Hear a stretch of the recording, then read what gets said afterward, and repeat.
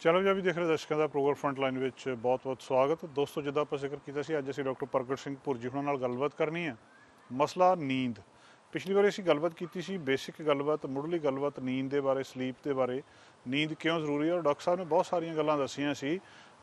ਸ਼ਾਇਦ ਤੁਹਾਨੂੰ ਯਾਦ ਹੋਵੇ ਪਿਛਲਾ ਐਪੀਸੋਡ ਕਿ ਅਸੀਂ ਮੋਟੀ ਜੀ ਗੱਲ ਜਿਹੜੀ ਸਮਝਦੇ ਸੀ, ਸ਼ਾਇਦ ਨੀਂਦ ਦਾ ਸੰਬੰਧ ਦੂਜਾ ਦਿਨ ਥਕਾਵਟ ਜਾਂ ਨੀਂਦ ਦੇ ਨਾਲ ਹੀ ਹੈ। ਪਰ ਇਹਨਾਂ ਨੇ ਦੱਸਿਆ ਸੀ ਕਿ ਸਾਡੇ ਇਮਿਊਨ ਸਿਸਟਮ, ਸਾਡੀ ਬਾਡੀ ਦੇ ਵਿੱਚ ਸਾਰਾ ਕੁਝ ਜਿਹੜਾ ਸਾਡੀ ਸੋਚਣ ਸ਼ਕਤੀ, ਕੈਂਸਰ, ਤੁਹਾਡਾ ਜਿਹੜਾ ਤੁਹਾਡੇ ਮੇਲ ਫੀਮੇਲ ਹਾਰਮੋਨਸ, ਉਹ ਸਾਰਾ ਕੁਝ ਨੀਂਦ ਦੇ ਨਾਲ ਸੰਬੰਧਿਤ ਆ।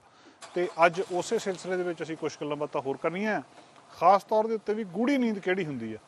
ਕਈ ਵਾਰੀ ਕੋਈ ਵਿਅਕਤੀ ਥੋੜ੍ਹਾ ਚਿਰ ਸੌਣ ਤੋਂ ਬਾਅਦ ਹੀ ਫਰੈਸ਼ ਹੋ ਜਾਂਦਾ, ਉਹਨੂੰ ਲੱਗਦਾ ਕਿ ਮੈਂ ਤਰੋ ਤਾਜ਼ਾ ਹਾਂ। ਅਤੇ ਕਈ ਵਾਰੀ ਬੰਦਾ ਸਾਰੀ ਰਾਤ ਸੁੱਤਾ ਰਹਿੰਦਾ, ਸਵੇਰੇ ਥੱਕਿਆ ਉੱਠਦਾ। ਇਹਦਾ ਕੀ ਕਾਰਨ ਹੁੰਦਾ? ਜਿਹੜੀ ਦੂਜੀ ਗੱਲ, ਸੁਪਨੇ ਸਾਨੂੰ ਆਉਂਦੇ ਆ। ਸੁਪਨਿਆਂ ਦਾ ਕੀ ਸੰਬੰਧ ਹੁੰਦਾ ਸਾਡੇ ਦੇ ਨਾਲ? ਕਈ ਵਾਰੀ ਸੁਪਨੇ ਦੇ ਵਿੱਚ ਡਰ ਬਹੁਤ ਲੱਗਦਾ ਆ, ਅਸੀਂ ਆਵਾਜ਼ ਕੱਢਣ ਦੀ ਕੋਸ਼ਿਸ਼ ਕਰਦੇ ਹਾਂ, ਸਾਡੀ ਆਵਾਜ਼ ਨਿਕਲਦੀ ਨਹੀਂ। ਕਈ ਵਾਰੀ ਸਾਨੂੰ ਲੱਗਦਾ ਕਿ ਸਾਡੇ ਪੈਰ ਦੇ ਉੱਤੇ ਸੱਟ ਵੱਜੀ ਆ ਸੁਪਨੇ 'ਚ, ਅਤੇ ਉੱਠ ਕੇ ਦੇਖਦੇ ਸੱਚਮੁੱਚ ਪੈਰ ਦੁਖਦਾ ਹੁੰਦਾ। ਇਹ ਪੈਰ ਦੁਖਦੇ ਕਰਕੇ ਸੁਪਨਾ ਉੱਦਾਂ ਦਾ ਆਉਂਦਾ ਆ, ਜਾਂ ਸੁਪਨਾ ਆਉਣ ਕਰਕੇ ਪੈਰ ਦੁਖਦਾ? ਇਹਦੇ ਬਾਰੇ ਅੱਜ ਆਪਾਂ ਕੁਛ ਗੱਲਾਂ ਬਾਤਾਂ ਡਾਕਟਰ ਪ੍ਰਗਟ ਸਿੰਘ ਭੁਰਜੀ ਹੁਣਾਂ ਨਾਲ ਕਰਨੀਆਂ ਨੇ। ਡਾਕਟਰ ਸਾਹਿਬ, ਬਹੁਤ ਬਹੁਤ ਸਵਾਗਤ ਹੈ ਜੀ। ਜੀ ਆਇਆਂ ਨੂੰ। ਸਤਿ ਸ਼੍ਰੀ ਅਕਾਲ ਜੀ। सत श्रीकाल जसकरण जी और सारे देखने वालों प्यार करी सत श्रीकाल, नमस्ते, सलाम वालेकुम, वाहिगुरू जी का खालसा, वाहिगुरू जी की फतेह। ਡਾਕਟਰ ਸਾਹਿਬ, ਗੂੜੀ ਨੀਂਦ ਕਿਹੜੀ ਹੁੰਦੀ ਹੈ? ਕਈ ਵਾਰੀ ਅਸੀਂ ਕੁਝ ਘੰਟੇ ਸੌਣ ਤੋਂ ਬਾਅਦ ਹੀ ਫਰੈਸ਼ ਹੁੰਦੇ ਹਾਂ, ਕਈ ਵਾਰੀ ਕਿੰਨੇ ਘੰਟੇ ਸੌਣ ਤੋਂ ਬਾਅਦ ਵੀ ਨਹੀਂ ਹੁੰਦੇ। ਗੂੜੀ ਨੀਂਦ ਦਾ ਕੀ ਕਨਸੈਪਟ ਹੈ? ਹਾਂਜੀ, ਗੂੜੀ ਨੀਂਦ ਉਹ ਹੁੰਦੀ ਆ ਜਿਸ 'ਚ ਸਾਡਾ ਨੌਨ ਰੈਮ ਦਾ ਤੀਜਾ ਹਿੱਸਾ ਜਿਹੜਾ ਹੈਗਾ ਸਾਨੂੰ ਵਧੀਆ ਮਿਲ ਗਿਆ। ਸੋ ਇਸ ਤੋਂ ਜਾਣ ਤੋਂ ਪਹਿਲਾਂ ਮੈਂ ਦੱਸਣਾ ਚਾਹੁੰਦਾ ਵੀ ਅਸੀਂ ਜਦੋਂ 7 ਘੰਟੇ ਸੌਂਦੇ ਹਾਂ, ਉਹਦੇ ਵਿੱਚ ਨੀਂਦ 2 ਹਿੱਸਿਆਂ 'ਚ ਵੰਡੀ ਜਾਊਗੀ, ਰੈਮ ਸਲੀਪ ਅਤੇ ਨੌਨ ਰੈਮ। ਰੈਮ ਜਿਹੜਾ ਹੈਗਾ ਨਿਮੋਨਿਕ ਹੈ, ਰੈਪਿਡ ਆਈ ਮੂਵਮੈਂਟ। ਇਹਦੇ 'ਚ ਬ੍ਰੇਨ ਦੀ ਗਤੀਵਿਧੀ ਬਹੁਤ ਜ਼ਿਆਦਾ ਵੱਧ ਜਾਂਦੀ ਆ। ਕਈ ਵਾਰ ਜਿਵੇਂ ਅੱਖਾਂ ਵੀ ਤੁਸੀਂ ਦੇਖੋ, ਕੋਈ ਸੁੱਤਾ ਵਿਅਕਤੀ ਉਹਦੀ ਮੂਵ ਹੋਣਗੀਆਂ, ਹੱਥ ਦੇ ਪੈਰ ਦੀ ਉਂਗਲਾਂ ਵੀ ਥੋੜ੍ਹੀਆਂ ਮੂਵ ਹੋਣਗੀਆਂ, ਹਾਰਟ ਬੀਟ ਵੀ ਵਧੂਗਾ ਇਹਦੇ ਵਿੱਚ, ਹੈ ਨਾ। ਸੋ ਰੈਮ ਸਲੀਪ 40-45 ਮਿੰਟ ਦਾ ਹੁੰਦਾ। ਉਹਦੇ ਬਾਅਦ ਉਹ ਚਲਾ ਜਾਂਦਾ ਨੌਨ ਰੈਮ, ਵੀ ਇਹਦੇ ਵਿੱਚ ਰੈਪਿਡ ਆਈ ਮੂਵਮੈਂਟ ਨਹੀਂ ਹੁੰਦੀ। ਇੱਕ ਕਿਸਮ ਦੀ ਲਾਸ਼ ਹੈ ਜਿਸ 'ਚ ਹਵਾ ਚੱਲ ਰਹੀ ਹੈ, ਮਤਲਬ ਬੇਸੁੱਧ ਅਸੀਂ ਪਏ ਹੋਏ ਹਾਂ। ਹੁਣ ਨੌਨ ਰੈਮ ਹੈਗਾ, ਉਹਦੇ 3 ਹਿੱਸੇ ਆ, N1 N2 N3। ਉਹਨੇ ਹੌਲੀ ਹੌਲੀ ਲੈਟਸ ਸੇ ਵੀ 45 ਮਿੰਟ ਦੀ ਆ, 15 ਮਿੰਟ N1, ਫਿਰ 15 ਮਿੰਟ N2, ਫਿਰ 15 ਮਿੰਟ N3। ਅਤੇ N3 ਜਦੋਂ ਸਲੀਪ ਹੈ ਜਿਹੜੀ ਸਾਡੀ ਨੌਨ ਰੈਮ 3, ਉਹਦੇ ਵਿੱਚ ਡੈਲਟਾ ਵੇਵ ਬਣਦੇ ਆ। ਜਿਹੜਾ ਅਗਰ ਆਪਾਂ EEG ਜਿਹੜਾ ਬ੍ਰੇਨ ਦੀ ਟ੍ਰੈਸਿੰਗ ਕਰਕੇ ਦੇਖੀਏ, ਉਹ ਸਕੂਨ ਦੀ ਨੀਂਦ ਹੁੰਦੀ ਆ, ਉਹ ਸ਼ਾਂਤੀ ਦੀ ਨੀਂਦ ਹੁੰਦੀ ਆ, ਉਹ ਸਬਰ ਦੀ ਨੀਂਦ ਹੁੰਦੀ ਆ। ਔਰ ਉਹ ਸਾਨੂੰ ਮਹਿਸੂਸ ਹੁੰਦਾ ਹਾਂ ਵੀ ਅੱਜ ਅਸੀਂ ਰੱਜ ਕੇ ਸੁੱਤੇ ਹਾਂ। ਕੁਛ ਵਜ੍ਹਾ ਕਰਕੇ ਸਾਨੂੰ ਉਹ ਡੈਲਟਾ ਵੇਵਸ ਨਾ ਮਿਲਣ ਅਤੇ ਸਾਨੂੰ ਲੱਗਦਾ ਵੀ ਅੱਜ ਨੀਂਦ ਸਾਡੀ ਪੂਰੀ ਨਹੀਂ ਹੋਈ, ਖਿਜਾਈ ਸਵੇਰ ਤੋਂ ਹੀ ਸ਼ੁਰੂ ਹੋ ਜਾਂਦੀ ਹੈ। ਸੋ ਜਦੋਂ N ਨੇ ਰਿਵਰਸ ਹੋਣਾ, ਫਿਰ ਉਹਨੇ N3 to N2 ਹੋਣਾ, N2 to N1, ਫਿਰ ਰੈਮ 'ਤੇ ਜਾਣਾ, ਫਿਰ ਰੈਮ ਤੋਂ ਬਾਅਦ ਨੌਨ ਰੈਮ। ਇਹ ਜਿਹੜਾ ਸਿਲਸਿਲਾ ਚੱਲਦਾ ਰਹਿੰਦਾ, ਸਾਰਿਆਂ 'ਚ ਚੱਲਦਾ। ਸਾਡੇ ਇਨਸਾਨਾਂ ਦੇ ਵਿੱਚ ਵੀ, ਜਾਨਵਰਾਂ, ਬਹੁਤੀ ਸਟੱਡੀਜ਼ ਤਾਂ ਜਾਨਵਰਾਂ ਤੋਂ ਆਈਆਂ, ਕੁਛ ਇਨਸਾਨਾਂ ਤੋਂ ਆਈਆਂ। ਔਰ ਜਿਹੜੀ ਨੀਂਦ ਦੀ ਜਿਹੜੀ ਪਰਿਭਾਸ਼ਾ, ਇਹਦੀ ਸਾਇੰਸ ਬੜੇ ਚਿਰਾਂ ਤੋਂ ਖੋਜ ਕਰ ਰਹੀ ਹੈ, ਲੇਕਿਨ ਟੈਕਨੋਲੋਜੀ ਜਿਹੜੀ ਵਿਕਸਿਤ EEG ਆ, ਪਿਛਲੇ ਕੁਛ 80 ਸਾਲ ਤੋਂ ਵਿਕਸਿਤ ਹੋਈ, ਜਿੱਥੋਂ ਸਾਨੂੰ ਇਹ ਵੇਵਸ ਬਾਰੇ ਪਤਾ ਲੱਗਾ। ਡਾਕਟਰ ਸਾਹਿਬ, ਜਿਹੜੀ ਕਈ ਲੋਕਾਂ ਨੂੰ ਲੱਗਦਾ ਕਿ ਉਹਨਾਂ ਨੂੰ ਕੋਈ ਮਸ਼ੀਨ ਲਾ ਦਿੰਦੇ ਆ ਨੱਕ ਨੂੰ, ਜਾਂ ਕੁਛ ਲਾ ਦਿੰਦੇ ਆ, ਕਹਿੰਦੇ ਜੇ ਮਸ਼ੀਨ ਲਾ ਕੇ ਤੁਸੀਂ ਸੌਂਗੇ ਤਾਂ ਫਿਰ ਤੁਸੀਂ ਜਿੰਨੇ ਘੰਟੇ ਸੌਂਦੇ ਉਨੇ ਘੰਟੇ 'ਚ ਨੀਂਦ ਪੂਰੀ ਹੋ ਜਾਊਗੀ, ਅਦਰਵਾਈਜ਼ ਤੁਹਾਡੀ ਨੀਂਦ ਲਈ ਤੁਹਾਨੂੰ 16 ਘੰਟੇ ਜਾਂ 12 ਘੰਟੇ ਸੌਣਾ ਪਊਗਾ। ਉਹ ਮਸ਼ੀਨ ਕੀ ਹੁੰਦੀ ਜੀ? ਜਿੱਦਾਂ ਮਸ਼ੀਨ 2 ਕਿਸਮ ਦੀ, ਇੱਕ ਦਾ ਨਾਂ ਹੈਗਾ CPAP, continuous positive airway pressure, CPAP, CPAP ਉਹਨੂੰ ਕਹਿੰਦੇ ਆ ਨਾ। ਅਤੇ ਦੂਜੀ ਹੈਗੀ BiPAP। BiPAP ਮਤਲਬ ਹੁੰਦਾ ਬਾਈ ਡਾਇਰੈਕਸ਼ਨਲ ਪੋਜ਼ੀਟਿਵ ਏਅਰਵੇ ਪ੍ਰੈਸ਼ਰ। ਹੁਣ ਜਿਹੜਾ CPAP ਆ, ਸਮਝੋ ਮੈਂ ਮਾਸਕ ਲਾ ਲਿੱਤਾ ਆਪਣੇ ਮੂੰਹ 'ਤੇ, ਜਿੱਦਾਂ ਨਹੀਂ ਟੌਪ ਗਨ ਟੌਮ ਕਰੂਜ਼ ਦੀ ਮੂਵੀ ਸੀ, ਉਹਨੇ ਮਾਸਕ ਲਾਏ ਹੋਏ ਸੀ, ਜਿਹੜੇ ਫਾਈਟਰ ਪਾਇਲਟ 'ਚ ਵੀ ਉਹਦੇ ਵਾਂਗਰ ਫਿਟਿੰਗ ਹੁੰਦੀ ਹੈ, ਉਹਦੀ ਨੱਕ 'ਤੇ ਜਾਂਦਾ, ਪਿੱਛੇ ਤੱਕ ਠੋਡੀ ਵੀ ਹੁੰਦੀ ਹੈ ਤਾਂ ਕਿ ਲੀਕ ਨਾ ਹੋਏ, ਸੀਲ ਕਰਕੇ। ਉਹਦੇ ਨਾਲ ਫਿਰ ਜਿਹੜੀ ਮਸ਼ੀਨ ਉਹਨੇ ਯੂਜ਼ ਕੀਤੀ ਆ, ਉਹਨੇ ਇੱਕ ਸੈੱਟ ਰੇਟ 'ਚ ਹਵਾ ਦਾ ਜੈਟ ਪਾਈ ਜਾਣਾ ਅੰਦਰ। ਉਹਨੇ ਤੁਹਾਨੂੰ ਨਹੀਂ ਡਿਸੀਜ਼ਨ ਲੈਣ ਦੇਣੀ ਵੀ ਤੁਹਾਨੂੰ ਸਾਹ ਆ ਰਿਹਾ ਨਹੀਂ ਆ ਰਿਹਾ। ਤੁਹਾਨੂੰ ਮਸ਼ੀਨ ਦੇ ਅਧੀਨ ਆਪਣੇ ਸਾਹ ਉਹਦੇ ਅਨੁਕੂਲ ਚਲਾਉਣੇ ਪੈਣੇ, ਔਰ ਸਿੱਖ ਜਾਂਦੇ ਬਹੁਤੇ ਲੋਕੀ। ਇਹ ਔਖਾ ਨਹੀਂ ਹੁੰਦਾ ਜੀ? ਇਨੀਸ਼ੀਅਲੀ ਥੋੜ੍ਹਾ ਔਖਾ ਹੁੰਦਾ, ਲੇਕਿਨ ਹੁਣ ਮਜਬੂਰੀ ਆ, ਕਿਉਂਕਿ ਇਹ ਸਾਰੇ ਵਿਅਕਤੀਆਂ ਨੂੰ ਹੈਗੇ ਕੰਡੀਸ਼ਨ ਆਬਸਟਰਕਟਿਵ ਸਲੀਪ ਐਪਨੀਆ, ਜਿਹਦਾ ਇਲਾਜ ਆਪਾਂ ਪਹਿਲੋਂ ਦੱਸ ਰਹੇ ਹਾਂ। ਉਹ ਇਸੇ ਕੰਡੀਸ਼ਨ ਇਹ ਹੈਗੀ ਆ ਵੀ ਤੁਹਾਡੀ ਜਿਹੜੀ ਜ਼ਬਾਨ ਆ, ਉਹ ਪਿੱਛੇ ਡਿੱਗ ਕੇ ਸਾਹ ਦੀ ਨਾਲੀ ਦੇ ਉੱਤੇ ਪੈਂਦੀ ਹੈ, ਤੁਹਾਡੀ ਹਵਾ ਨਹੀਂ ਜਾਂਦੀ, ਉਹਦੇ ਕਰਕੇ ਹਾਰਟ ਦੇ ਉੱਤੇ ਅਤੇ ਬ੍ਰੇਨ ਦੇ ਉੱਤੇ ਲੋਡ ਪੈਂਦਾ। ਅਤੇ ਅਗਰ ਉਹਦਾ ਇਲਾਜ ਨਾ ਕੀਤਾ ਜਾਂ ਹਾਰਟ ਫੇਲੀਅਰ ਜਾਂ ਬ੍ਰੇਨ ਨੂੰ ਨੀਂਦ ਨਹੀਂ ਮਿਲੀ, ਤਾਂ ਆਪਾਂ ਪਿਛਲੇ ਪ੍ਰੋਗਰਾਮ 'ਚ ਜਿਹੜੇ ਕੀਤੇ ਸੀ ਵੀ ਤੁਹਾਡੀ ਸੋਚ ਸ਼ਕਤੀ, ਤੁਹਾਡਾ ਡਿਸੀਜਨ ਮੇਕਿੰਗ, ਤੁਹਾਡਾ ਇਮਿਊਨ ਸਿਸਟਮ, ਹਾਰਮੋਨਸ, ਤੁਹਾਡੀ ਫੋਕਸ, ਤੁਹਾਡੀ ਸੁਰਤੀ, ਤੁਹਾਡਾ ਮੂਡ ਸਾਰਾ ਚਿੜਚਿੜਾ ਹੋ ਜਾਊਗਾ। ਸੋ ਇਸ ਲਈ ਸੀਪੈਪ ਦਾ ਹੈਗਾ। ਜਿਹੜਾ ਬਾਈਪੈਪ ਆ ਉਹ ਤੁਹਾਡੇ ਸਾਹ ਦੇ ਨਾਲ ਕੋਆਰਡੀਨੇਟ ਕਰੂਗਾ। ਜਦੋਂ ਤੁਸੀਂ ਸਾਹ ਲਓਗੇ ਉਸ ਹਿਸਾਬ ਦੇ ਨਾਲ ਜਦੋਂ ਸਾਹ ਅੰਦਰ ਲਿੱਤਾ ਉਹਨੇ ਪ੍ਰੈਸ਼ਰ ਦਾ ਜੈਟ ਅੰਦਰ ਦੇਣਾ। ਇਹ ਥੋੜੀ ਮਹਿੰਗੀ ਆਉਂਦੀ ਹੈ ਮਸ਼ੀਨ। ਇਹਦੇ ਨਾਲ ਕਈ ਵਾਰ ਨੇਜ਼ਲ ਪ੍ਰੋਂਗ ਮਿਲ ਜਾਂਦੇ, ਨੱਕ ਦੇ ਵਿੱਚ ਨਾ ਲਾਉਣ ਵਾਲੇ ਛੋਟੇ ਛੋਟੇ ਪ੍ਰੋਂਗਸ ਮਿਲ ਜਾਂਦੇ ਆ, ਜਾਂ ਨੇਜ਼ਲ ਬਲਬ ਕਹਿੰਦੇ ਆ, ਹੈ ਨਾ। ਉਹ ਨੱਕ ਦੇ ਵਿੱਚ ਫਿੱਟ ਹੋ ਕੇ ਤੁਹਾਡੇ ਮੱਥੇ ਤੇ ਪਿੱਛੇ ਜਾ ਕੇ ਤੇ ਬਿਲਕੁਲ ਹਵਾ ਲੀਕ ਨਹੀਂ ਹੁੰਦੀ। ਇਹਦੇ ਨਾਲ ਇਹ ਹੁੰਦਾ ਵੀ ਫਿਰ ਲਾਗੇ ਜਾ ਕੇ ਮੂੰਹ ਦੇ ਉੱਤੇ ਕੁਛ ਨਹੀਂ ਹੈ। ਔਰ ਖਾਸ ਕਰਕੇ ਸਾਡੇ ਜਿਹੜੇ ਆਪਾਂ ਦਾੜੀ ਮੁੱਛ ਵਗੈਰਾ ਉਹਨਾਂ ਦੇ ਲਈ ਸੀਪੈਪ ਬਹੁਤ ਦੁਖਾਉ ਵਾਲੀ ਗੱਲ ਹੁੰਦੀ ਆ। ਬਾਈਪੈਪ ਥੋੜਾ ਸੌਖਾ ਹੋ ਜਾਂਦਾ ਨੇਜ਼ਲ ਪ੍ਰੋਂਗ ਵਾਲਾ। ਲੇਕਿਨ ਤੁਸੀਂ ਜਿਹੜਾ ਤੁਹਾਡਾ ਡਾਕਟਰ ਹੈਗਾ ਜਿਹਨੇ ਤੁਹਾਨੂੰ ਮਸ਼ੀਨ ਕਹੀ ਆ ਉਹਨਾਂ ਦੇ ਨਾਲ ਡਿਸਕਸ ਕਰੋ ਦੋ ਆਪਸ਼ਨਸ। ਲੇਕਿਨ ਮੋਟਾਪਾ ਇੱਕ ਬਹੁਤ ਵੱਡਾ ਇਸ਼ੂ ਹੈਗਾ ਆਬਸਟਰਕਟਿਵ ਸਲੀਪ ਐਪਨੀਆ ਦਾ। ਵੇਟ ਮੈਨੇਜਮੈਂਟ ਕਰੋ। ਦੂਜਾ, ਅਗਰ ਤੁਹਾਡੇ ਨੱਕ ਦੇ ਵਿੱਚ ਕੋਈ ਨਾ ਕੋਈ ਚੀਜ਼ ਹੈਗੀ ਜਿੱਦਾਂ ਐਡੀਨੋਇਡਸ ਹੈਗੇ, ਗਲੇ 'ਚ ਟੌਨਸਿਲ ਆ, ਨੱਕ 'ਚ ਐਡੀਨੋਇਡਸ ਆ, ਅਗਰ ਤੁਹਾਡਾ ENT ਡਾਕਟਰ ਕਹਿੰਦਾ ਵੀ ਲੈਟਸ ਵੀ ਉਹਨੂੰ ਕਢਾ ਦਈਏ, ਸ਼ਾਇਦ ਥੋੜਾ ਹਵਾ ਦਾ ਸਰਨਾ ਜਿਹੜਾ ਇੰਪਰੂਵ ਹੋ ਜਾਏ, ਉਹ ਵੀ ਇੱਕ ਆਪਸ਼ਨ ਹੈਗਾ। ਤੀਜਾ, ਜਿਹੜਾ ਸਾਡਾ ਅੰਦਰ ਜਿਹੜਾ ਕਾਂ ਹੈਗਾ ਰਾਈਟ ਇਨ ਦਾ ਮਿਡਲ, ਉਹਨੂੰ ਅੰਗਰੇਜ਼ੀ ਕਹਿੰਦੇ ਯੂਵਿਲਾ, UVULA। ਜਦੋਂ ਉਹ ਬਹੁਤ ਮੂਵ ਹੁੰਦਾ ਤੇ ਉਦੋਂ ਬਹੁਤ ਆਵਾਜ਼ ਆਉਂਦੀ ਆ। ਕਈ ਲੋਕੀ ਯੂਵਿਲੋਪਲਾਸਟਿਕ ਲਾ ਦਿੰਦੇ ਆ, ਉਹ ਕਵਰ ਨਹੀਂ ਹੁੰਦੀ MSP ਜਾਂ ਰੈਗੂਲਰ ਹੈਲਥ ਕੇਅਰ 'ਚ। ਸੋ ਉਹ ਲੇਜ਼ਰ ਦੇ ਨਾਲ ਕਈ ਡਾਕਟਰ ਜਿਹੜੇ ਹੈਗੇ ਆ, ਕੁਛ $1500 ਹੁੰਦਾ, ਉਹ ਕਰਵਾ ਲੈਂਦੇ ਆ। ਹੁਣ ਇਹ ਪ੍ਰੋਬਲਮ ਇਹ ਹੈਗੀ ਹੈ ਵੀ ਆਬਸਟਰਕਟਿਵ ਸਲੀਪ ਐਪਨੀਆ ਦਾ ਜਿਹੜਾ ਬੰਦਾ ਸਫਰ ਕਰ ਰਿਹਾ ਉਹਦੇ ਉੱਤੇ ਹੈਗਾ, ਨਾਲ ਉਹਦੇ ਜਿਹੜਾ ਉਹਦਾ ਸਪਾਊਸ ਆ, ਉਹਦੀ ਜਿਹੜੀ ਵਾਈਫ ਹੈ ਜਾਂ ਹਸਬੈਂਡ ਆ, ਜੋ ਵੀ ਅਗਰ ਵਾਈਫ ਨੂੰ ਹੈਗਾ, ਉਹਨੂੰ ਵੀ ਨੀਂਦ ਨਹੀਂ ਆਉਂਦੀ ਕਿਉਂਕਿ ਘਰਾੜੇ ਮਾਰੇ ਜਾਣੇ, ਉੱਠੀ ਜਾਣਾ, ਕਦੀ ਇੱਥੇ ਮੂਵ ਹੋ ਜਾਣਾ, ਉੱਥੇ ਮੂਵ ਹੋ ਜਾਣਾ। ਸੋ ਜਿਹੜਾ ਨਾਰਮਲ ਪਾਰਟਨਰ ਹੈ ਉਹਦੀ ਵੀ ਨੀਂਦ ਖਰਾਬ ਹੁੰਦੀ ਆ। ਸੋ ਰਿਲੇਸ਼ਨਸ਼ਿਪ 'ਚ ਦਰਾਰ ਹੁੰਦੀ ਆ, ਬੜਾ ਕੁਛ ਹੁੰਦਾ। ਸੋ ਇਸ ਲਈ ਸਾਨੂੰ ਇਹਦਾ ਪਹਿਲਾਂ ਚਿਕਿਤਸਾ ਕਰਨੀ ਚਾਹੀਦੀ ਆ, ਹੈਲਦੀ ਵੇਟ ਰੱਖਣਾ ਚਾਹੀਦਾ, ਔਰ ENT ਇਵੈਲੂਏਸ਼ਨ ਹੋ ਕੇ ਸਲੀਪ ਲੈਬ ਤੋਂ ਪ੍ਰੋਪਰ ਜਾ ਕੇ ਫਿਰ ਸਾਨੂੰ ਇਹ ਮਸ਼ੀਨ ਯੂਜ਼ ਕਰਨੀ ਚਾਹੀਦੀ ਹੈ। ਡਾਕਟਰ ਸਾਹਿਬ, ਇਹ ਕਿੱਦਾਂ ਪਤਾ ਲੱਗੇ ਕਿਸੇ ਨੂੰ ਵੀ ਮੈਨੂੰ ਸਲੀਪ ਦੀ ਪ੍ਰੋਬਲਮ ਹੈਗੀ ਹੈ? ਕੀ ਤੁਹਾਡਾ ਪਾਰਟਨਰ ਦੱਸ ਸਕਦਾ ਵੀ ਇਹ ਘਰਾੜੇ ਮਾਰਦਾ, ਤੇ ਕੀ ਹਰ ਘਰਾੜੇ ਮਾਰਨ ਵਾਲੇ ਨੂੰ ਫਿਰ ਇਲਾਜ ਲਈ ਜਾਣਾ ਚਾਹੀਦਾ? ਬਿਲਕੁਲ, ਕਈ ਵਾਰ ਤੇ ਪਾਰਟਨਰ ਹੀ ਦੱਸ ਦਿੰਦੇ ਆ ਵੀ ਸਰਦਾਰ ਸਾਹਿਬ ਸੁੱਤੇ ਸੀ, ਇਹਨਾਂ ਦੇ ਘਰਾੜੇ ਇੰਨੇ ਵੱਧ ਗਏ ਉਹਦੇ ਬਾਅਦ ਸਾਹ ਲੈਣਾ ਇਹਨਾਂ ਨੇ ਬੰਦ ਕਰਤਾ ਤੇ ਮੈਂ ਚੁੰਡੀ ਵੱਡੀ ਜਾਂ ਇਹਨਾਂ ਨੂੰ ਹਿਲਾਇਆ, ਸਾਹ ਆਉਣ ਲੱਗ ਪਿਆ। ਉੱਦਾਂ ਵੀ ਸਾਹ ਆ ਜਾਂਦਾ 15-20 ਸੈਕਿੰਡ ਬਾਅਦ। ਅੱਛਾ ਜੀ। ਜਾਂ ਫਿਰ ਉਹ ਕਹਿੰਦੇ ਇਹਨਾਂ ਨੂੰ ਇੱਕ ਪਾਸੇ ਨੂੰ ਮੋੜਿਆ ਤਾਂ ਸਾਹ ਆਉਣ ਲੱਗ ਪਿਆ, ਘਰਾੜੇ ਘਟ ਗਏ। ਇਹ ਸਾਰੇ ਲੱਛਣ ਹੁੰਦੇ ਆ। ਜਾਂ ਇਨਸਾਨ ਖੁਦ ਹੀ ਕਹਿੰਦਾ ਵੀ ਮੈਂ ਸਵੇਰੇ ਆਪਣੇ ਆਪ ਨੂੰ ਫੀਲ ਨਹੀਂ ਕਰਦਾ ਵੀ ਮੈਂ ਪੂਰੀ ਤਰ੍ਹਾਂ ਆਰਾਮ ਦੀ ਨੀਂਦ ਸੁੱਤਾ। ਜਾਂ ਫਿਰ ਕਦੀ ਨਾ ਕਰਦੀ ਉਹਦਾ ਕੋਈ ਨਾ ਕੋਈ ਛੋਟਾ ਮੋਟਾ ਐਕਸੀਡੈਂਟ ਹੋ ਗਿਆ ਕਿਉਂਕਿ ਦਿਨੇ ਉਹ ਚਲਾਉਂਦੇ ਉਹ ਝੋਕਾ ਲੱਗ ਗਿਆ ਨੀਂਦ ਦਾ। ਫਿਰ ਇਨਵੈਸਟੀਗੇਸ਼ਨ ਕੀਤੀ ਜਦੋਂ ਵੀ ਇਹਦੇ ਐਕਸੀਡੈਂਟ ਕਿਉਂ ਹੋਇਆ ਸੀ, ਹੈ ਨਾ। ਕਿਉਂਕਿ ਕਈ ਵਾਰ ਸ਼ਰਾਬ ਪੀ ਕੇ ਹੁੰਦਾ, ਡਰੱਗਸ ਖਾ ਕੇ, ਕਈ ਵਾਰ ਵੀ ਸਾਨੂੰ ਪੂਰੀ ਤਰ੍ਹਾਂ ਨੀਂਦ ਨਾ, ਤਾਂ ਜਦੋਂ ਤਹਿਕੀਕਾਤ ਕਰਦੇ ਆ ਹਸਪਤਾਲ 'ਚ ਉਦੋਂ ਇਹ ਵੀ ਸਾਹਮਣੇ ਆਉਂਦਾ, ਹੈ ਨਾ। ਸੋ ਇਸ ਲਈ ਅਸੀਂ ਇਹਦੇ ਲੱਛਣ ਕਈ ਵਾਰ ਸੂਖਸ਼ਮ ਹੁੰਦੇ ਆ, ਕਈ ਵਾਰ ਤੁਹਾਡਾ ਪਾਰਟਨਰ ਦੱਸ ਸਕਦਾ, ਜਾਂ ਤੁਹਾਨੂੰ ਆਪ ਵੀ ਸੁਚੇਤ ਰਹਿਣਾ ਚਾਹੀਦਾ ਵੀ ਅਗਰ ਮੈਨੂੰ ਠੀਕ ਨਹੀਂ ਨੀਂਦ ਆ ਰਹੀ, ਸ਼ਾਇਦ ਇੱਕ ਕਾਰਨ ਆਬਸਟਰਕਟਿਵ ਸਲੀਪ ਐਪਨੀਆ ਵੀ ਹੋ ਸਕਦਾ। ਡਾਕਟਰ ਸਾਹਿਬ, ਜਿਹੜਾ ਪਾਸਾ ਲੈ ਕੇ ਸੌਣਾ ਜਾਂ ਸਿੱਧਾ ਸੌਣਾ, ਇਹਦੇ ਵਿੱਚੋਂ ਕਿਹੜੀ ਚੀਜ਼ ਠੀਕ ਹੁੰਦੀ ਹੈ? ਆਮ ਤੌਰ ਤੇ ਕਹਿੰਦੇ ਵੀ ਸਿੱਧੇ ਪੈ ਕੇ ਛਾਤੀ ਤੇ ਹੱਥ ਰੱਖ ਲਓ, ਤੁਹਾਨੂੰ ਦਬਾਅ ਪੈਣ ਲੱਗ ਜਾਂਦਾ, ਸੁਪਨੇ ਆਉਣ ਲੱਗ ਜਾਂਦੇ, ਡਰ ਲੱਗਣ ਲੱਗ ਜਾਂਦਾ, ਬੰਦਾ ਬੜਾਉਂਦਾ ਫਿਰ ਫੜ ਕੇ ਹਿਲਾਉਂਦਾ। ਇਹ ਕਿਉਂ ਹੁੰਦਾ ਜੀ? ਨਹੀਂ, ਇਹੋ ਜਿਹੀ ਗੱਲ ਨਹੀਂ ਹੈਗੀ। ਭਾਵੇਂ ਤੁਸੀਂ ਸਾਈਡ 'ਚ ਸੋ, ਭਾਵੇਂ ਬੈਕ 'ਤੇ ਸੋ। ਮੈਂ ਮੋਸਟਲੀ ਆਪਣਾ ਜਿਹੜਾ ਯੂਥ ਦਾ ਟਾਈਮ ਹੈ ਉਹ ਤੇ ਛਾਤੀ ਦੇ ਉੱਤੇ ਸੁੱਤਾ ਬਹੁਤ ਹੀ ਵਾਰੀ, ਹੈ ਨਾ। ਸੋ ਕਈ ਵਾਰ ਹੈਬਿਟਸ ਹੁੰਦੀਆਂ, ਜਿਹੜੇ ਵੀ ਤੁਹਾਡਾ ਪੋਜੀਸ਼ਨ ਤੁਹਾਨੂੰ ਕੰਫਰਟੇਬਲ ਲੱਗਦਾ ਠੀਕ ਹੈ। ਹਾਂ, ਜਿਹੜੇ ਨਿੱਕੇ ਨਿਆਣੇ ਆ ਕਰੀਬਨ ਸਾਲ ਤੋਂ ਥੱਲੇ, ਉਹਨਾਂ ਨੂੰ ਆਪਾਂ ਕਹਿੰਦੇ ਆ ਵੀ ਬੈਕ ਦੇ ਉੱਤੇ ਸੌ ਲਓ, ਕਿਉਂਕਿ ਅਗਰ ਉਹ ਛਾਤੀ ਭਾਰ ਸੌਂਦੇ ਕ੍ਰਿਬ 'ਚ, ਉਹਨਾਂ ਦੀ ਪਸਲੀਆਂ ਬਹੁਤ ਕਮਜ਼ੋਰ ਹੁੰਦੀਆਂ, ਕਈ ਵਾਰ ਉਹ ਦੱਬ ਕੇ ਉਹਨਾਂ ਨੂੰ ਬਰੀਥਿੰਗ 'ਚ ਪ੍ਰੋਬਲਮ ਆ ਸਕਦੀ ਹੈ, ਜਿਹਨੂੰ ਆਪਾਂ ਸਿਡਸ ਕਹਿੰਦੇ ਆ, ਸਡਨ ਇਨਫੈਂਟ ਡੈਥ ਸਿੰਡਰੋਮ। ਉਹਦਾ ਇੱਕ ਪ੍ਰੀਵੈਂਟਿਵ ਮੈਜਰ ਹੈਗਾ। ਬਟ ਐਡਲਟ ਵਾਸਤੇ ਜਿਹੜਾ ਵੀ ਹੁਣ ਕਈ ਜਿਹੜੇ ਹੈਗੇ ਲੋਕੀ ਕਹਿੰਦੇ ਵੀ ਲੈਫਟ ਪਾਸੇ ਸੋਣਾ ਕਿਉਂਕਿ ਮਿਹਦਾ ਇਸ ਪਾਸੇ ਹੈਗਾ, ਮਤਲਬ ਤੁਹਾਡਾ ਐਸਿਡ ਘੱਟ ਹੋਊਗਾ। ਕਈ ਕਹਿੰਦੇ ਰਾਈਟ ਪਾਸੇ ਸੋਣਾ ਕਿਉਂਕਿ ਉਸ ਪਾਸੇ ਲਿਵਰ ਹੈ। ਜਿਹੜਾ ਤੁਹਾਨੂੰ ਠੀਕ ਲੱਗਦਾ, ਜਿਹੜਾ ਪੋਜੀਸ਼ਨ ਤੁਹਾਨੂੰ ਅੱਛੀ ਨੀਂਦ ਦਿੰਦਾ, ਉਹ ਤੁਹਾਡੇ ਲਈ ਸਭ ਤੋਂ ਵਧੀਆ ਪੋਜੀਸ਼ਨ ਹੈਗਾ।